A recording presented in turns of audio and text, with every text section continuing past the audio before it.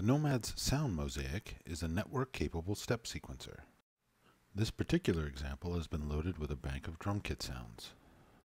Activating a given tile or group of tiles turns on that sound for that slice of time.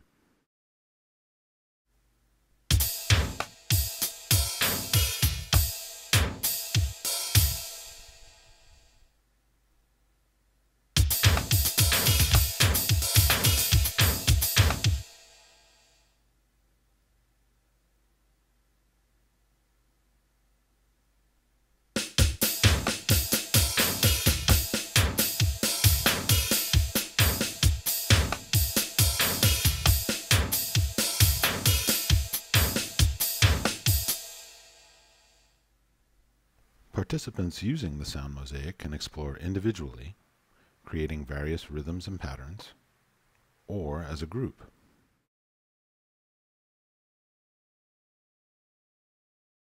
Control of the main video display, as well as the primary audio playback, is passed back and forth between conductor, the con, and audience, the tribe. Similarly, the control of each individual agent can be passed back and forth between the individual and the con, who can control all of the audience clients as a collective group.